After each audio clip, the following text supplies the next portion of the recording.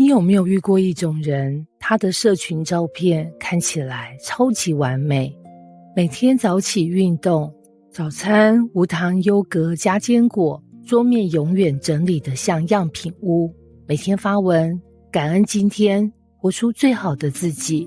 結果有一天你去他家，桌上3杯沒洗的飲料杯，房間像被颱風掃過，手機電量永遠剩下 3%。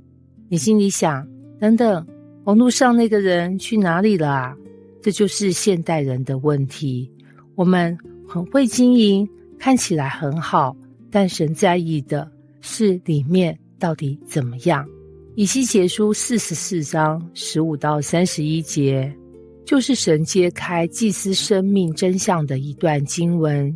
當時以色列經歷被擄，聖殿荒涼，神透過以西結讓百姓重新思想，真正親近神的人，不只是外表有宗教樣子，而是生命真的屬於神。而這段經文特別提到撒督的子孫，為什麼？因為其他祭司不是沒有服事，他們有職位，有袍子，有工作，但是神看見有些人外面在服事，裡面卻失去了敬畏。這是不是很像今天啊？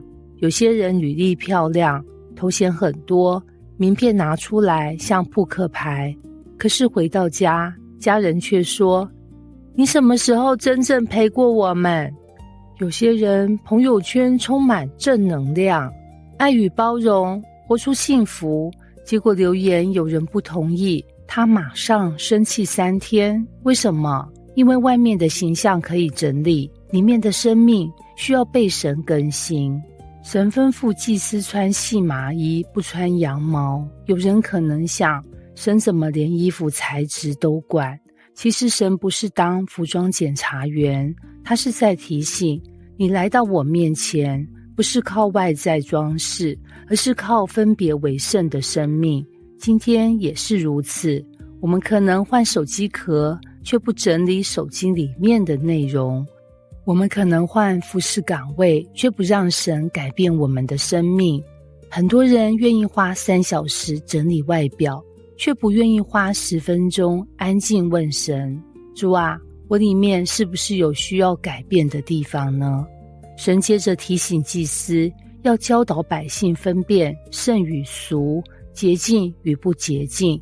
這對今天非常重要，因為我們生活在一個什麼都混在一起的時代。手機每天為我們焦慮，社群每天為我們比較，廣告每天為我們慾望。久而久之，我們甚至不知道什麼才是真正重要的。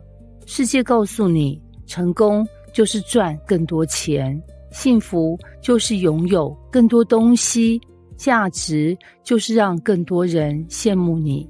可是神問，你有沒有越來越像我？這才是真正的問題。人生就像吃東西，垃圾食物吃起來很快樂，炸雞、奶茶、甜點一口接一口，但是身體最後會告訴你結果。生命也是，報復別人，追求面子，討好所有人，短時間可能很舒服，可是靈魂最後會說，我餓了。所以神給祭司第一個提醒，不是做更多，而是成為更像神的人。因為神不缺少做事的人，神尋找忠心的人。接着神提醒祭司，不要讓酒和慾望控制自己，這不是禁止享受，而是在提醒，任何不能被神管理的東西，最後都會管理你。錢可以成為祝福，也可以成為主人；工作可以成為使命，也可以成為偶像；手機可以成為工具，也可以成為綁架。問題不是你擁有什麼，問題是什麼正在擁有你呢？而且神說，祭司不只是管理聖殿，也要管理自己的生命，因為一個人的內在早晚會流露出來。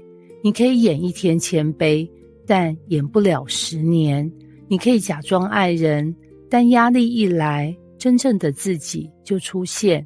就像手機容量，平常看不出問題，照片一多，影片一多，突然跳出儲存空間不足。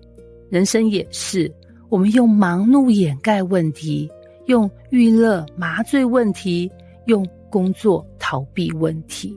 可是某一天遇到壓力，心裡突然出現生命空間不足，那時才發現外面看起來很好啦，裡面早已乾涸。以西結提醒祭司，他們所領受的一切都不是用來建立自己的榮耀，能力是神給的，機會是神給的，影響力也是神給的。但是人很容易忘記來源，祝福本來是讓我們感恩，若沒有神管理，也可能變成骄傲。